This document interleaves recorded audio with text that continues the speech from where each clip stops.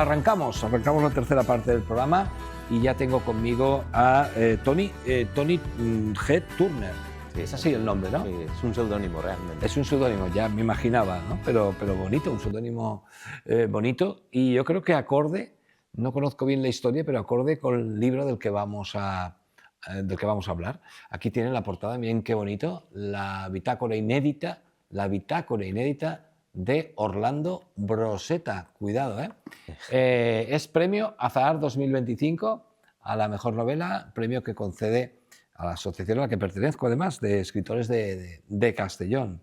Y tenemos al autor que además es de aquí, de Vila-real. Por lo tanto, pues como no podía ser de otra manera, en cuanto nuestro buen amigo, el fotógrafo César Riera, nos lo recomendó, dije, por supuesto, pásale el teléfono y que me llame. Y aquí lo tenemos con esta novela ganadora del premio Azahar. Bueno, en primer lugar, ¿es tu primera novela? Sí. ¿Con la primera? Sí, es la O sea, que ha sido llegar y besar el santo, ¿no? Que decía mi madre. Exactamente, sí. He tenido esa suerte, mira. Empecé a escribirla durante la pandemia y la publiqué en junio de este año. Y nada, el premio me lo dieron hace un par de semanas. Me imagino que mucha satisfacción, ¿no? Cuando se te comunicó. ¿O qué? Sí, sobre todo porque es de la Asociación de Autores de Castellón y eso implica pues que mis propios colegas de oficio pues, me han reconocido y eso pues, tiene un valor añadido para mí. Bueno, y más añadido teniendo en cuenta que es tu primera novela que tú te autoeditas, ¿no? Sí. ¿Cómo ha sido este proceso de autoedición? No ha sido sencillo porque, bueno, cuando terminé la novela, de lo cual hace más de un año, es una novela de aventuras. Yo soy muy fan de Tolkien y Tolkien ilustró también pues, su universo, digamos. Entonces, antes de publicarla, me dediqué a ilustrarla. Lo que pasa es que se me fue un poco la mano y acabé... ¿Las ilustraciones son tuyas? Sí, son mías, a lápiz y pluma. Ajá. Y como te digo, se me fue un poco la mano y acabé haciendo 90 páginas. ¿90 páginas? Sí, entonces voy a sacar un libro aparte que será el mes que viene. Las primeras semanas tengo la ¿Como un cómic presentación. de la novela? Es como una bitácora de viaje. ¿Sí? O sea, sería como el objeto que el protagonista crea durante su viaje. Y bueno, pues cuando terminé de hacer las ilustraciones, me fui a México porque, bueno, yo ya había vivido un par de años en México, pero el protagonista viaja allá también, porque él busca, está en busca de una mina de piedras preciosas que está en el desierto de México, en el desierto de Real de 14. Entonces él entra en contacto con un pueblo originario donde hay chamanes, sacrificios, etc. Y yo quise, antes de publicar, ir a documentarme, aunque ya había hecho una documentación, pero quería asegurarme de que no había puesto ninguna barbaridad, digamos. Don Ismael, qué curioso, tenemos que ir a México también nosotros. El primer invitado también se fue a México. Ya me han hecho ganas de ir a México. Sí, no sé qué pasa hoy, vaya, oye, casualidades de la vida, no estaba preparado esto. Don Ismael, bonito, autores que se autoeditan y cuidado, qué bonito ha quedado esta bitácora inédita de Orlando Broseta. Sí, está también con unas ganas de leerla. Sí, apetece, Una portada que dice, cógeme. Cógeme. Pues sí. Léeme. La importancia de la portada, que usted nos ha comentado muchas veces, don Ismael. Portada y ahora pues toda esa publicidad añadida que hay que hacer, porque uno no escribe un libro y más si solo autoedita y ahí se queda. Hay que promocionar mucho. Un viaje. Me ha ocurrido lo que ha dicho de México. Sí. Fíjate, un código QR con las fotos de los lugares donde te inspiraste. También hubiera estado bien. Para que la gente, los lectores, vean esos escenarios. Pero eso se puede hacer, porque tú te haces el código QR, te lo pegas... Bueno, aquí hay un código QR, ¿no? No es ese, pero de hecho el libro contiene ese QR del que Ismael estaba hablando. En la segunda o tercera página hay un QR a mi Instagram, amigo, donde estoy subiendo un tráiler por cada uno de los capítulos. ¿Cada capítulo tiene su vídeo? Sí. Ah, Llevo la ¿ves? mitad, me faltan 20, llevo 20. ¡Ostras! Y en cada uno de ellos pues he estado grabando en diferentes lugares. He ido al desierto, he ido a la playa, he ido a puertos. Y utilizo pues algunos fragmentos del libro en voz en off. Ujú. Así que sí, se puede seguir el libro también a través Bueno, pues ya de es de los Instagram. míos, ya eres de los míos. Ya eres de los tuyos, sí, señor. Te Nosotros, como felicito. somos de la televisión, nos gusta ver, no solo nos Claro. gusta tocar, ¿eh? Claro. Nos gusta ver. De todas maneras, apetece tocar este libro. Eh, pone aquí que has trabajado como narrador en proyectos culturales y editoriales. Sí. Háblanos un poco de eso, esa Bueno, faceta. bueno, pues tú ten en cuenta que yo estudié filosofía Ujú. y luego me especialicé en teoría del arte. Sí, hice un máster, luego el doctorado y entonces ahí pues he estado trabajando en proyectos de investigación, sobre todo. Ujú.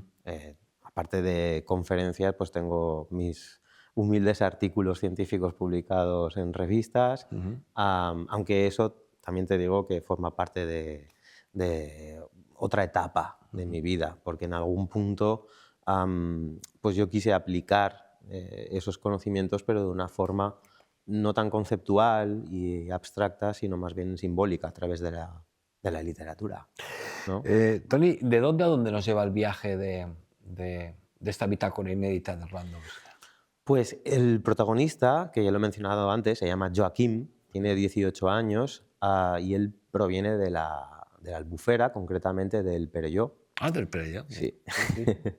Entonces él realiza el viaje del Perelló a Cádiz, de Cádiz a Groenlandia, bordeando Francia. De Cádiz a Groenlandia. Sí, Ojo, ¿eh? Finisterre, Irlanda, Groenlandia, y luego por la costa de Estados Unidos baja hasta el Mar Caribe, Caray. de ahí a Veracruz, de Veracruz a Ciudad de México o Distrito Federal, como se llamaba en esa época. Ujú.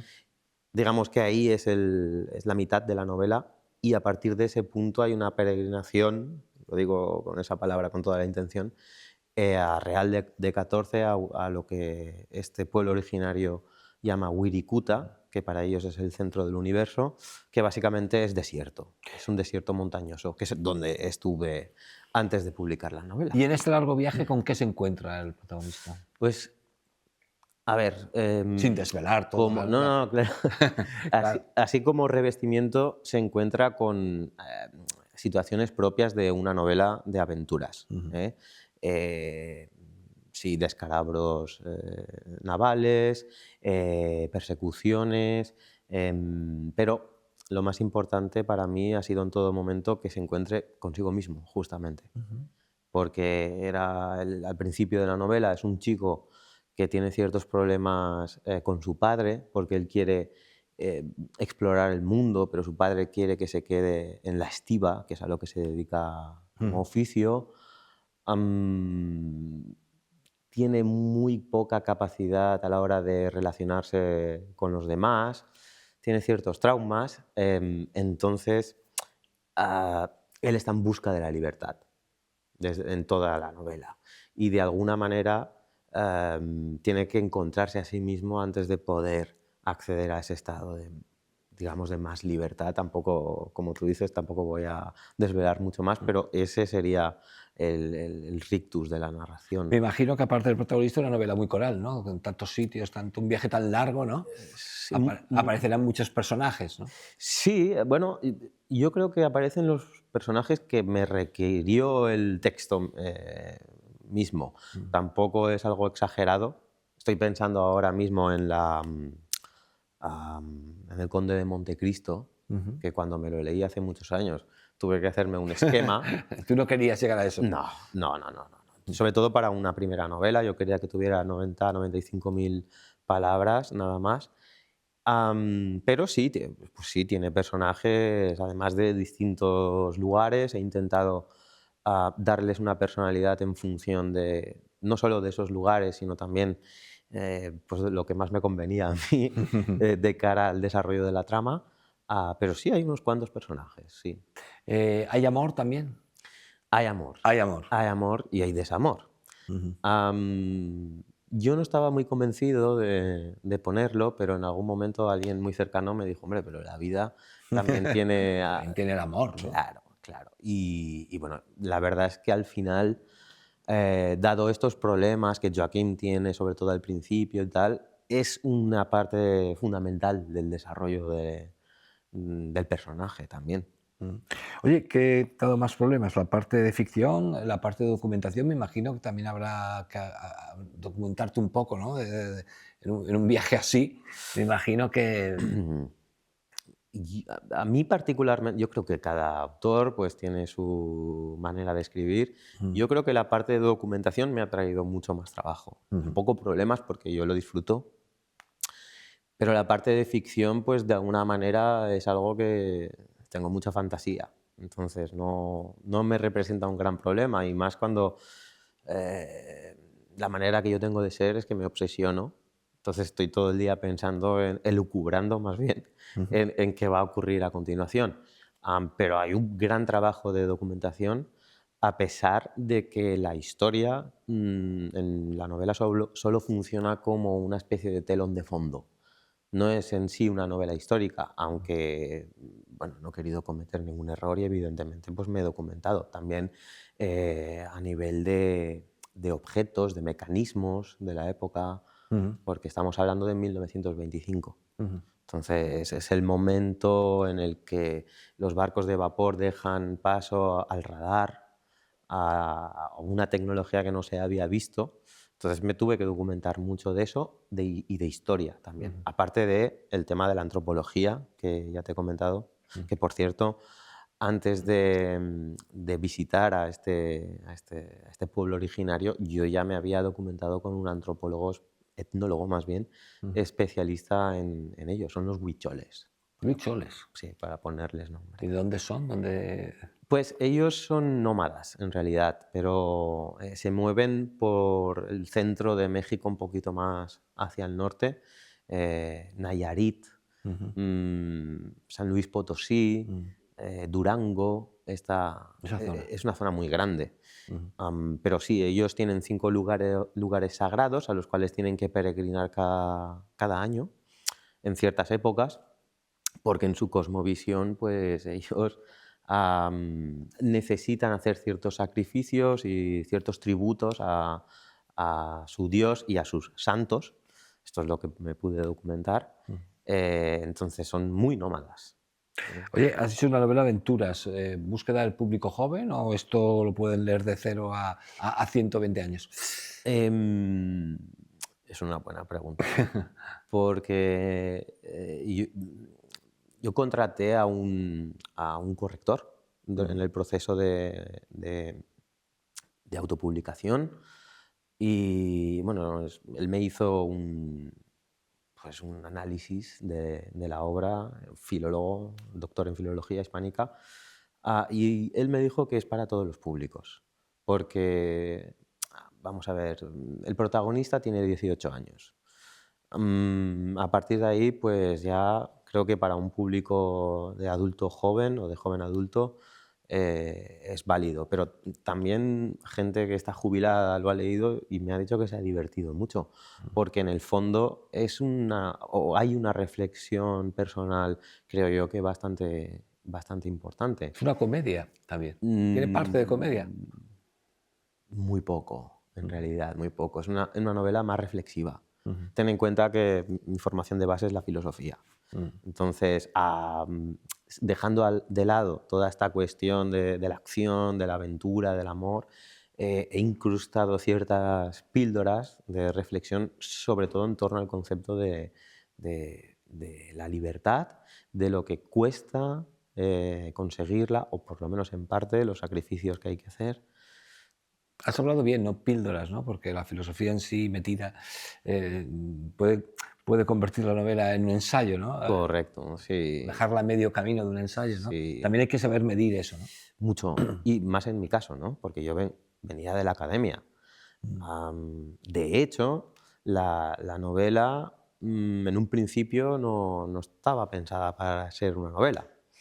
Am, Te digo que durante la pandemia cuando estábamos medio encerrados. Recluidos. Sí, yo estaba en Alemania en aquella época, por lo que me cuentan, lo mío fue mucho más light, pero sí que me dio por reflexionar en torno a la libertad, que era un tema en ese momento, creo yo, crucial. Ujú.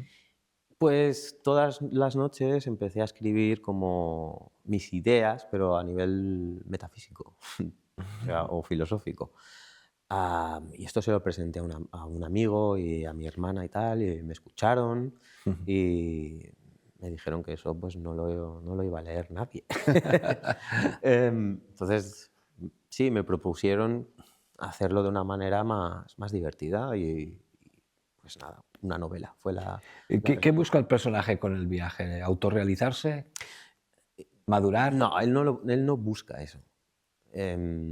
Porque creo que en toda novela está lo que el personaje quiere y lo que realmente necesita. Lo que necesita sí que es madurar, pero él no lo sabe. Entonces, lo que él busca, porque en cierta parte es bastante codicioso, es una mina de piedras preciosas. Ujú. O sea, él está en búsqueda de Le un mueve la tesoro. avaricia, entonces. Le mueve la avaricia. Ujú. Le mueve la avaricia y también, en cierto modo, el deseo de demostrarle a su padre que él puede ser un gran viajero, porque su padre, como te he comentado antes, no quiere que él salga del pueblo. Oye, hacemos muchas cosas en la vida, ¿no? Reverencialmente para ganarnos ¿no? el respeto de nuestros mayores Sí, o de nuestros hijos incluso, ¿no? A veces, pero por temor reverencial o por valor reverencial se hacen cosas de estas, ¿no? Como emprender. Y oye, ¿y por qué la bitácora inédita de Orlando Broseta? No te puedo responder Eso no me lo del puedes todo, decir. no te lo puedo Ah, decir del vale. todo porque Una pista, algo. Mm, una pista.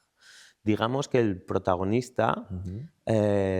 se pasa la novela escribiendo y dibujando una bitácora de viaje. Ujú. Lo que no te puedo decir es por qué es inédita.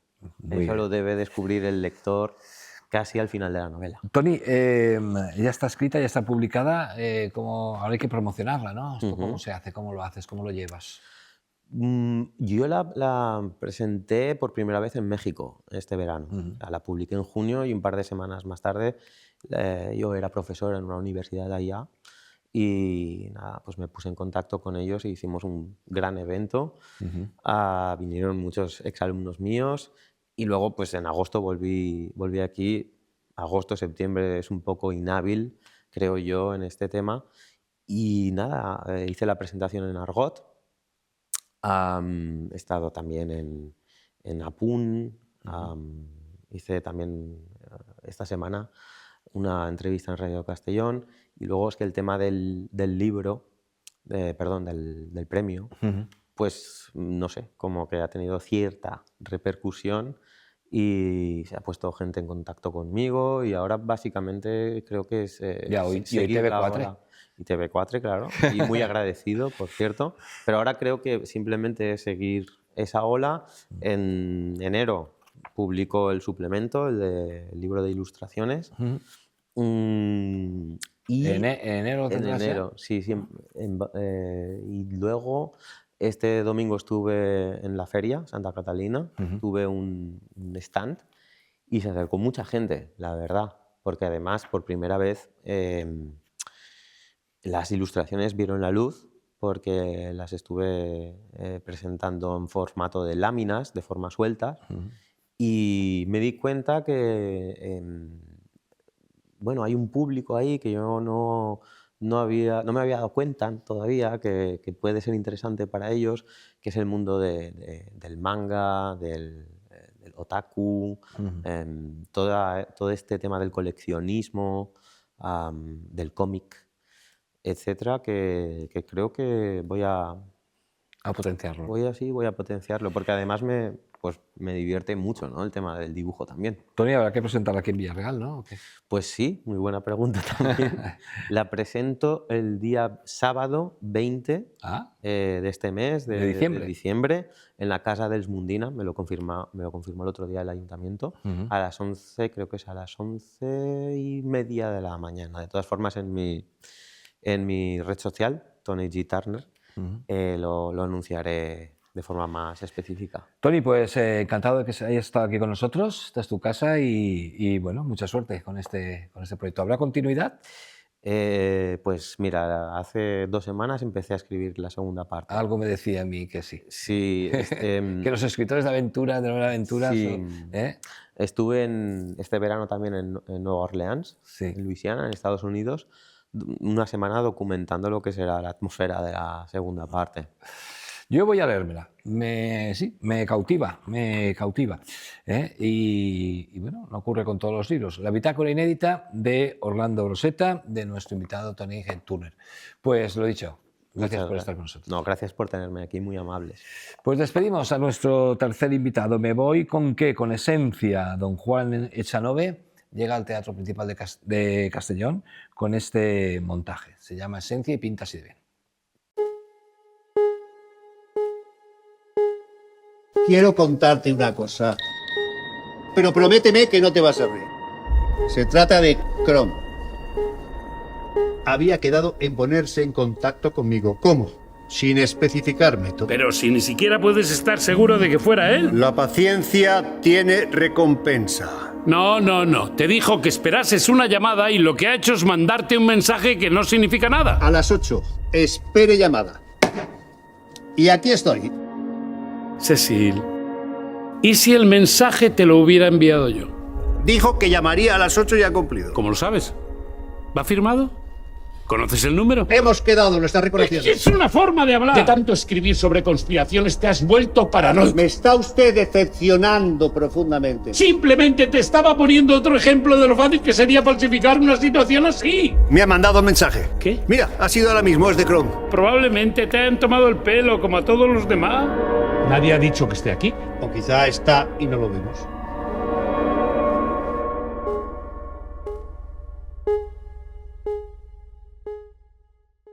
Más cositas. Tenemos Pride, la película Pride, una película mítica en lo que al movimiento LGTBIQ se refiere. Llega dentro del ciclo Dona y Cinema el 17 de diciembre al Teatro del Raval. Vemos el tráiler.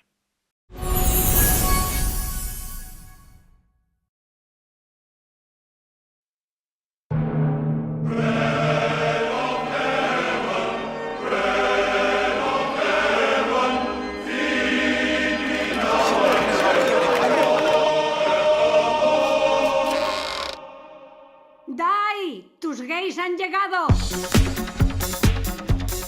Venid, os presentaré. Pon el nombre aquí y la organización que representas en este caso. Lesbianas y gays apoyan a los mineros. Por supuesto. Estoy esperando que me aclaréis algo sobre las lesbianas. Uy, es algo que me dijeron en el mercado. Dejemos que se instalen antes.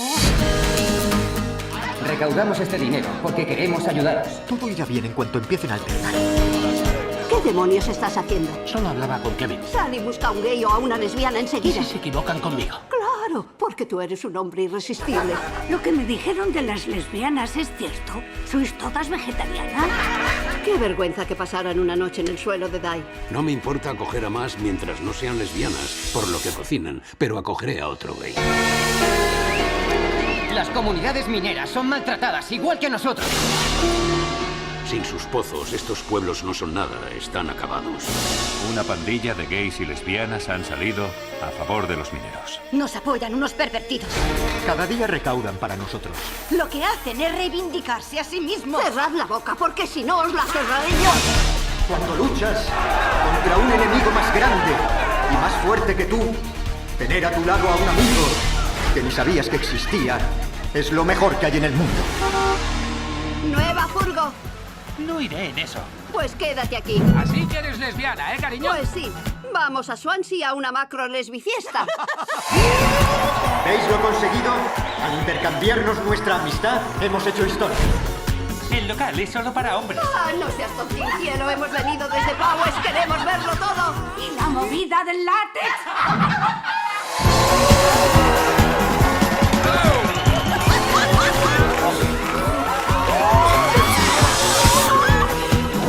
¿Qué es esto? ¿Esas mujeres nunca duermen? ¿Qué recuerdos me trae el aparatito? Tenemos una exposición en el Museo de Bellas Artes preciosa. Es una exposición de un pintor valenciano, Paolo de San Leocadio, del representante del barroco valenciano más puro. Y, como digo, tenemos una exposición en la sala de exposiciones temporales del Museo de Bellas Artes de Castellón. A los amantes de la pintura barroca, sobre todo religiosa, les va a encantar. Pero he querido acercarme a la figura de este artista y he encontrado un documental buenísimo que nos permiten emitir sobre precisamente la figura de Paolo de San Leocadio, un artista nuestro y sin embargo bastante desconocido. En este documental vemos vida y obra de este gran representante del barroco.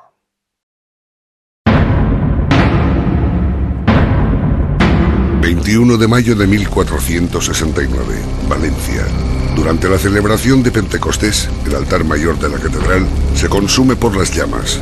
Este fatídico acontecimiento supondría la llegada de una figura clave en la introducción y desarrollo del Renacimiento pictórico valenciano.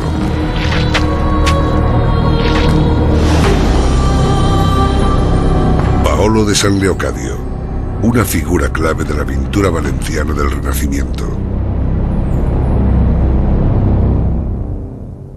Es muy probable que Paolo de San Leocadio naciera en 1447 en la pequeña población italiana de San Leocadio, la actual San Valentino, cerca de la ciudad de Reggio nell'Emilia, donde fue bautizado. En 1465 se traslada al Ducado de Ferrara para formarse bajo la influencia de artistas del Quattrocento, entre ellos el famoso Andrea Mantegna.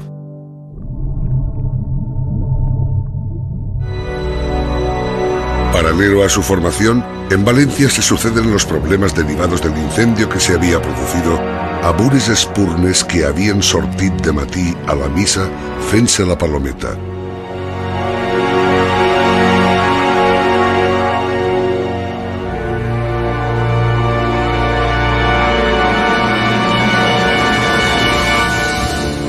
Con la finalidad de rehacer la malograda decoración pictórica del altar mayor, el capítulo de la catedral envió al beneficiado Mosén Joan Ridaura a Castilla para que contratara el famoso pintor italiano Nicolás Florentino, quien había realizado las pinturas murales de la cabecera de la Catedral Vieja de Salamanca.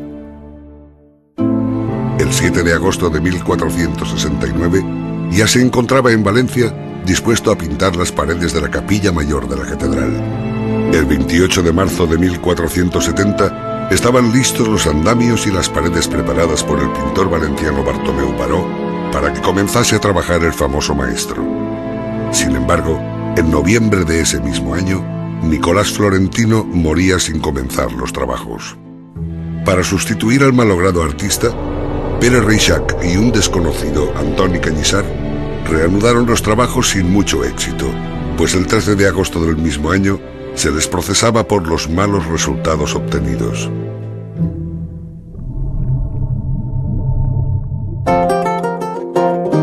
Fue entonces cuando el cardenal Borja en persona, desde Roma, se ocupó de que Paolo de San Leocadio fuera el encargado de reanudar las fallidas pinturas de la Catedral de Valencia, junto a Francesco Pagano, amigo y socio inseparable de Paolo, hasta diciembre de 1481. Fecha en que Pagano desapareció, siendo muy probable que regresara a Italia. El pintor llegó a Valencia formando parte de una gran comitiva organizada por el Purpurado, avalado por la familia más poderosa e influyente del momento. Cuando el joven Paolo de San Leocadio llegó a Valencia, el 19 de junio de 1472, era un completo desconocido, pero se convirtió en uno de los primeros pintores que introdujeron la influencia del Quattrocento italiano, lo que le convirtió en uno de los pintores más influyentes en Valencia, trabajando además para las parroquias de Castellón y Vilarreal. No parece arriesgada la afirmación de que lo honorable Mestre Paulo vivió envuelto en honores y lleno de privilegios y atenciones, constituyendo un caso bastante excepcional en el marco social y laboral de la Valencia de su tiempo. Que si algun jorn venidor algú gosés a recontar la història dels mestres de pinzell avinguts en lo meu temps, potser haurà de reconèixer, de primer, que la meua folgada situació no és ni de bon tros comuna e natural a la de tants altres amics e companyons de lo pinzell.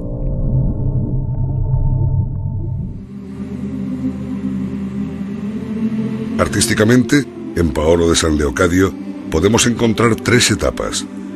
La primera se centra en Valencia, situada entre 1472 y 1484, y comprende los importantes frescos de la Catedral de Valencia y las destacadas pinturas sobre tabla que a grandes rasgos se relacionan con la espléndida Virgen del Caballero de Montesa del Museo del Prado.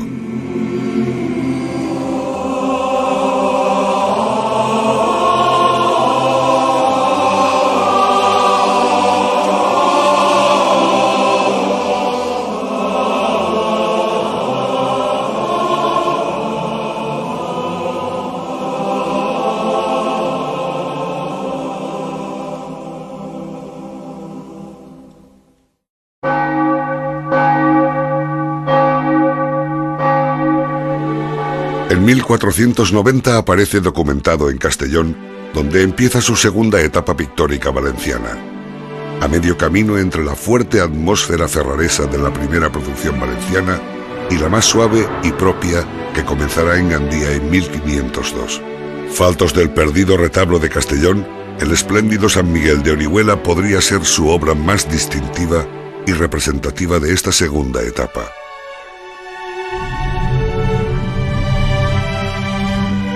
En su larga estancia en Gandía y Vilarreal, entre 1502 y 1520, Paolo de San Leocadio configura los rasgos formales de su tercera y última etapa pictórica en territorio valenciano.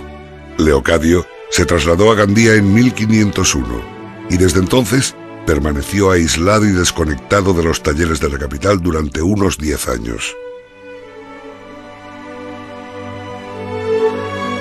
Huyendo de una peste que poco antes de 1490 hizo sus efectos en Valencia, Paolo aceptó trabajar en el retablo de Castellón con una cotización económica inferior a lo que en él era habitual. Esta ha sido su obra más desconocida, por haber desaparecido en el siglo XVIII. Mossèn Jaume Roig escribió el 15 de octubre de 1691 un informe para que Julio Capuz terminara el retablo escultórico que sustituiria al pintado por Paolo de San Leocadio. Lo dit retaule té des de la més alta grada de l'altar fins a la bóveda 68 pans y mig. Según sus comentarios, sabemos que estaba dedicado a la Virgen y que algunas de las escenas representadas hacían alusión a la coronación de la Virgen, a la purificación y a los esponsorios de la Virgen en la calle izquierda, y a la Natividad de María y el Nacimiento en la derecha. Martín de Viciana citó en su crónica el retablo de Castellón en 1563 y ya dijo de este que era el mayor del reino. Pons, en su conocido Viaje de España, aún lo vio marginado en la sacristía de la iglesia de Santa María de Castellón. Después, la desidia hizo que aquella impresionante obra se perdiese para siempre. El 24 de agosto de 1512, el Consejo de Vilarreal acordó contratar los servicios de Paolo de San Leocadio para pintar el retablo mayor de la iglesia parroquial de Santiago en Vilarreal. Entre el 9 de marzo y el 24 de junio de 1513, Leocadio escribió una carta desde Valencia a los jurados de Vilarreal, conservada de puño y letra. El contenido informa del envío de fusta bella molt bona para el retablo de Vilarreal, único documento autógrafo de Paolo de San Leocadio, escrito en valenciano con algunos giros italianos. El 12 de abril de 1519, el retablo de Vilarreal está totalmente acabado e instalado en su lugar definitivo. Desde ese momento, la persona de Paolo de San Leocadio prácticamente desaparece de los archivos. Cuando Paolo de San Leocadio llegó a Valencia en 1472, el lenguaje pictórico predominante era bastante afín todavía a lo flamenco, imperante en casi todas las cortes y reinos de Europa. En España, una importante parte de nuestra historiografía ha convenido en denominar como pintura hispano-flamenca la desarrollada aproximadamente en dicho período, es decir, la que grosso modo se extendió en numerosos talleres hispanos desde 1440 a 1500.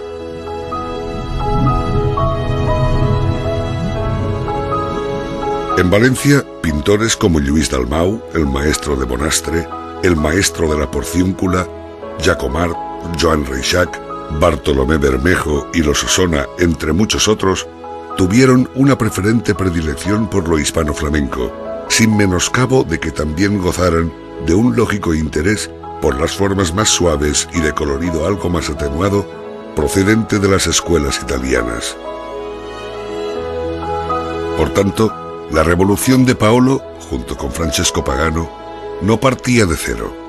Un cierto italianismo que modulaba visos, miradas y ademanes figurales a la manera italiana estuvieron presentes en Valencia a partir al menos de 1448, fecha en que Jacomart regresa de Italia, Nápoles, donde estuvo unos años trabajando para el rey Alfonso el Magnánimo. La incidencia de Paolo de San Leocadio tuvo sus mayores efectos a partir de finales del siglo XV. Él mismo recibió influencias de la moda autóctona valenciana, Reixac, Osona y Bartolomé Bermejo, aunque fue mucho más poderosa la que Paolo ejerció en aquellos y en otros como Bertomeu Baró, el maestro de Perea, Nicolás Falcó, Miquel Esteve, Miquel del Prado, el maestro de Alzira, la familia de los Cabanes y, por supuesto, sus hijos Felipe Pablo de San Leocadio y Miquel Joan de San Leocadio.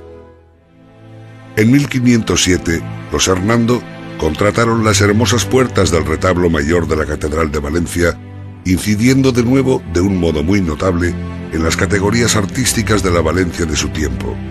Paolo estaba entonces atado de pies y manos en Gandía, pero no cabe duda de que unos y otros, los Hernando y Paolo, se emularían mutuamente. En la parte superior del presbiterio de la Catedral Valentina estaban los ángeles y el apostolado de Paolo de San Leocadio y Francesco Pagano, y en ese mismo presbiterio, no mucho más abajo, estaban los clamorosos compartimentos de los Hernando, realizados en una inconfundible clave leonardesca. Debió fallecer a finales de 1520, quizá en su casa de Valencia, a los 73 años de edad. Aunque formado en Italia, de su dilatada vida profesional, más de 40 años transcurrieron en tierras valencianas. La fecunda y prolongada actividad de Paolo de San Leocadio llegó a incidir en Vicent Masip, padre de Joan de Joanes, quien verdaderamente relanzó la escuela valenciana del Renacimiento. Todo lo dicho sitúa a Paolo de San Leocadio en un lugar preferente en la historia de la pintura del Renacimiento en España, y de un modo muy particular, en todo lo concerniente a la escuela valenciana. De los ángeles de la Catedral de Valencia a las tablas de Santiago en Villarreal, la sombra del influjo de Paolo de San Leocadio en la pintura valenciana del Renacimiento se agiganta, es a todas luces clara, fecunda e incuestionable.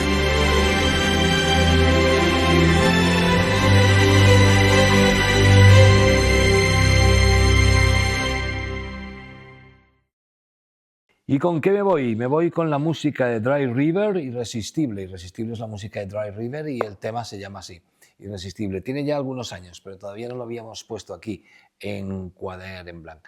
Con ellos nos iremos a Publi a la vuelta más cosas, aquí en TV4, en Quadern en Blanc. Señora policía, ustedes estaban... Estoy desesperada porque van aquí. Ay, ¿Ustedes estaban allí? Sí. Vale, y de repente, ¿qué fue lo que...? Ya. Todos muertos. Pero ¿cómo? Me dicen ustedes que había un DJ hispanoasiático. Sí, un chino. Más bien manchú mandarín. Y el flacucho hacía bailes endemoniados. Sí. Vamos a ver que no tenemos todo el día. ¿Quién narices era el flacucho?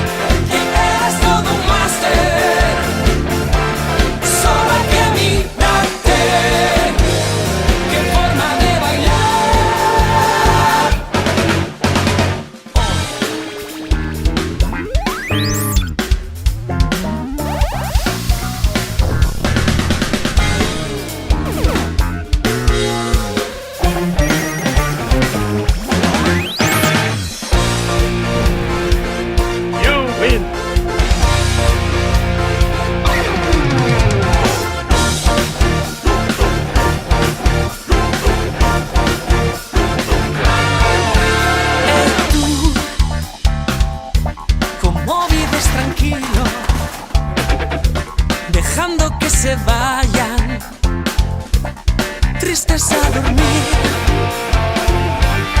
tristes a dormir. Vamos, regálales tu ingenio, no guardes con recelo tu alegría de vivir.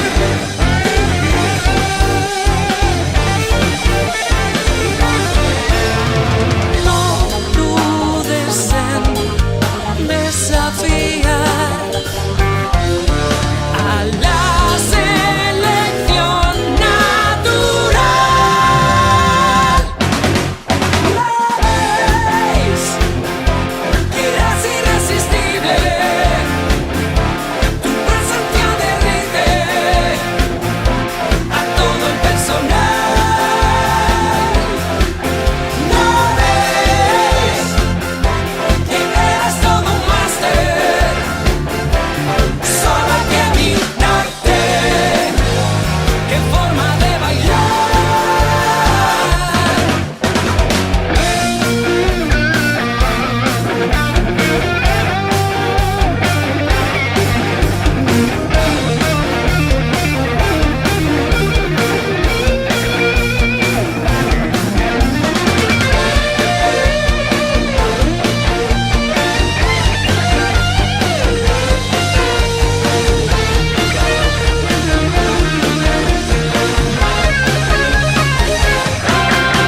No ves que ha llegado la hora de que este río tan seco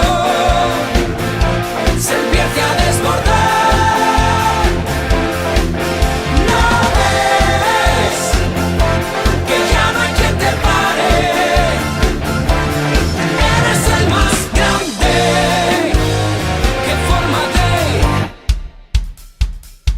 Qué forma de bailar.